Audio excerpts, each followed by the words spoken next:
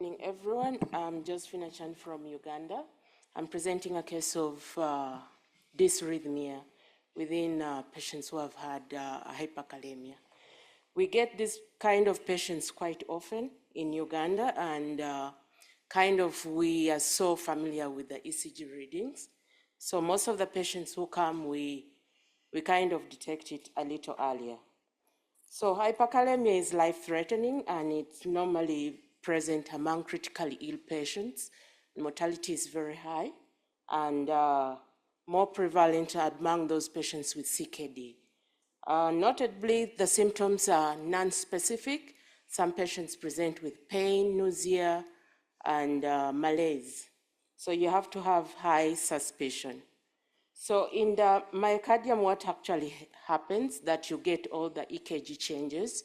There is actually conduction system involvement, and the mechanisms are varying.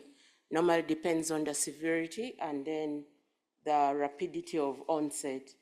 The mechanisms mainly it's along the pathway on the action potential and the durations. So the EKG changes are mainly ranging from T-wave, tall T-wave, broad P-arc intervals, widening of the KRS complex, sine waves, and then asystole. So my patient actually had almost everything.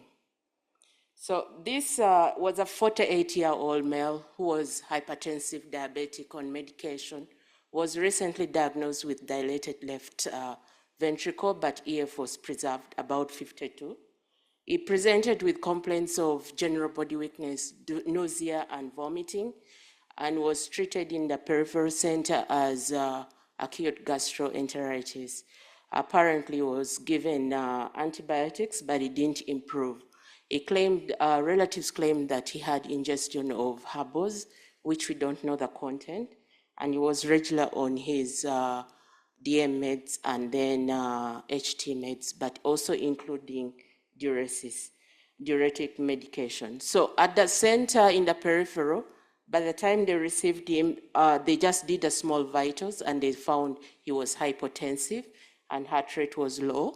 Just as they were making initial assessment, patient went actually into a systole, and what they did was to resuscitate, and the fact that they had a prior history of echo being dilated, now they're having low EF, low BP, low heart rate, they were kind of scared. They're like, let the patient go to the Heart Institute and get managed from there. So when he reached us, we assessed him, and he was actually not in distress anymore. He was fully conscious and everything was good, except that he had few bibasal crepitations. BP had improved, notably after the resuscitation. He was put on adrenaline infusion and dopamine and sent forward. So when we received him, his BP was much better, the heart rate was high, and he just had the pansystolic murmur. So just as we were assessing, we decided to do an EKG at that moment. You see these vitals is showing heart rate of 100, but when we ECG machine, this is what we got, kind of like a severe junctional bradycardia with ventricular escape rhythm.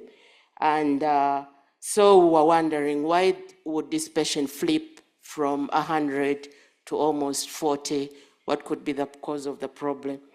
And we decided to say, let's do initial investigations. So before we even disconnected the EKG, another one registered this. So kind of like a sinus tachycardia, which was going on within 5 minutes difference apart. And we reviewed his echo images, which was done earlier, and it showed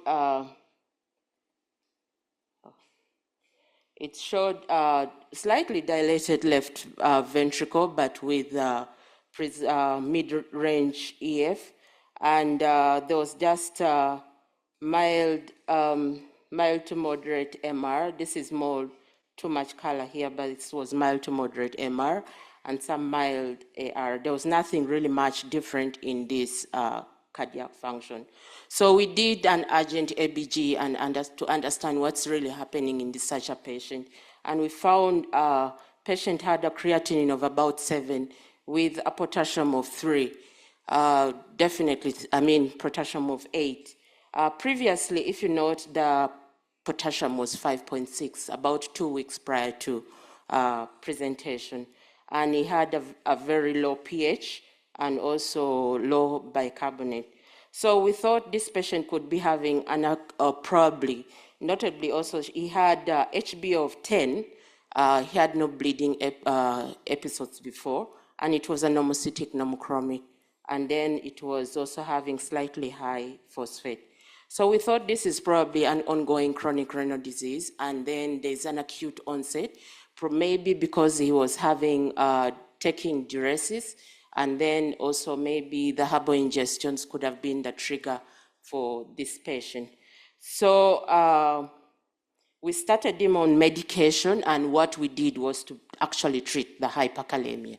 So we put him on insulin, but this time around we used insulin with normal saline because his random blood sugar was already 17. And then we gave him Kayexalate, sodium bicarbonate, calcium gluconate, and we maintained the adrenaline infusion, but withdrew the dopamine because the BP is stabilized.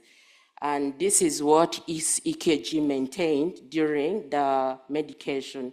So flipping between junctional rhythm back to kind of like a sinus and then back again.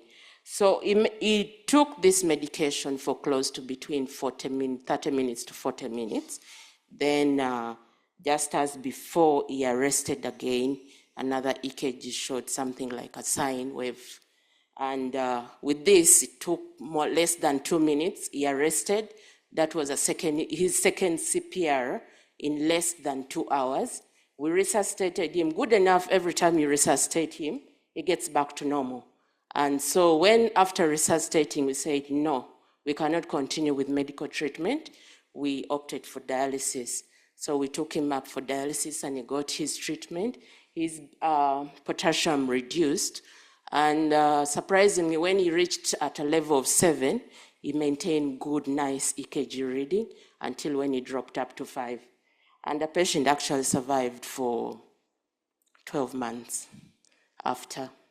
Only problem is he continued with dialysis almost like for a lifetime.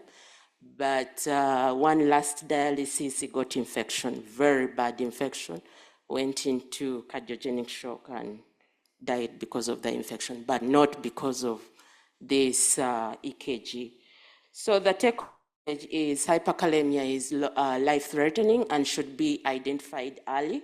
And EKG pattern, you should know it. So in our center, when we have EKG pattern, which is varying, always flipping between axis and everything, and you don't understand what's actually happening, we do an urgent ABG, and we treat it as early as possible. Good enough, there's the dialysis unit and nephrologists are quite nearby, so we are able to invite them for treatment. First line treatment is medication if you can do pharmacological, but if there is no response, the best is dialysis, and patients will actually survive. Thank you.